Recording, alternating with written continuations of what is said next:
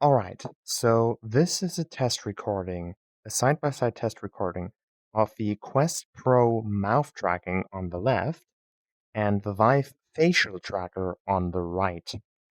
Now, I should note, in order for the Vive Facial Tracker to even work at all in this configuration, or work properly in this configuration, I had to tape over all of the infrared LEDs for the face tracking on the Quest Pro. So, the face tracking on the Quest Pro might be a little bit hindered because of it. But also, the same goes the other way. The Vive Facial Tracker is just dangling off my Varjo uh, facial tracker mount off the vent grill on the Quest Pro, and I just put some paper towels in there to kind of get the distance that it requires. Right now, you are mostly just seeing the Visemes with the facial tracking data laid on top of it. So now to actually gauge the face tracking, I'm going to stop talking a little bit and do some mouth movement or some mouth shapes. You can actually see on the Quest Pro, I got eye tracking active as well, and on the Vive side, obviously not.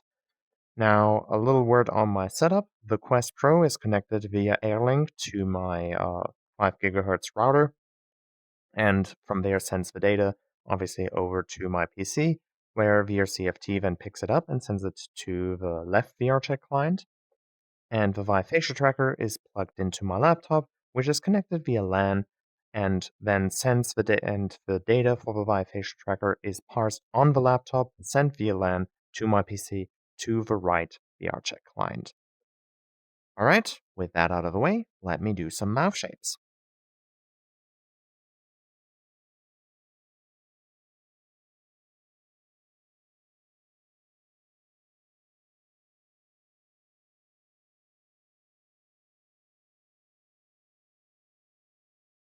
Okay, tongue tracking always had some issues for me, so I'm not surprised about this either.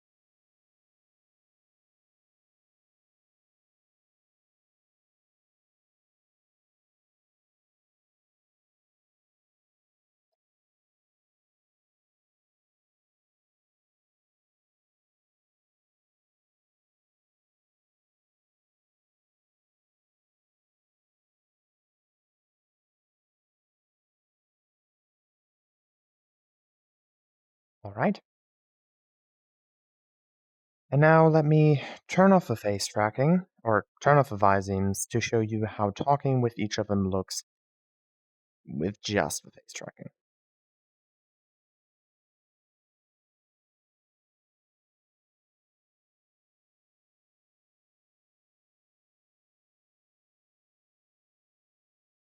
Alright? So this is how talking looks with each of them with just the face tracking, without any without any Visemes or whatsoever. So you can see it's basically just that.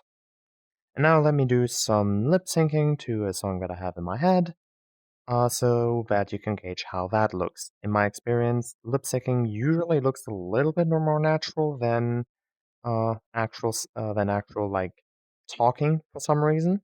So there's that.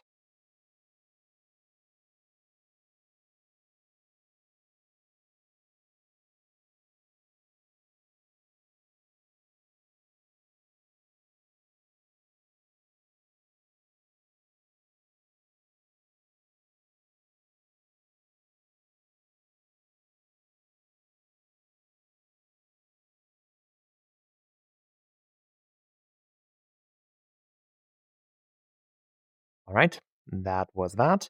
For those who can read lips and kind of had enough detail to figure that out, that was Gas Gas Gas by Manuel. Rip him. He unfortunately passed away a couple of days ago. Anyways, yeah, that is it basically. I was actually gonna show off a UE capable avatar here, but the problem is the way that I got the facial tracker working with like network stuff and whatnot. well, required me to make like a custom build, and I used an older version for that, and so no UV compatibility. Anyways, I hope this clears some stuff up. Overall, here's my verdict from what I've seen so far during the recording of this demo, is that the Vive Facial Tracker tends to be a little bit more responsive, a little bit more, well, a little bit quicker to respond, a little bit snappier, but it also kind of sometimes doesn't go as far with the tracking data as the Quest Pro. The Quest Pro overall feels a lot more smooth with its data output. Um, and yeah, that is what I can say from what I've seen during this recording. I will send this into the Discord, and you guys can obviously make your own mind about it. But I personally think, after seeing this, the Vive Facial Tracker, at least for me, wins. And this is even with it having additional network latency put on top of it. Imagine if I plugged this into my PC. Well, then there is no network latency whatsoever, and then the data would be even more responsive on my PC. Anyways, oh, and yeah, one more thing. Another thing that I noticed is when you open up your mouth, but leave your teeth clenched, the Quest Pro can seem to track that. Even without the IR LEDs being taped over, it always opens up your mouth. So if you smile, yeah, that happens. All right, well, that was it.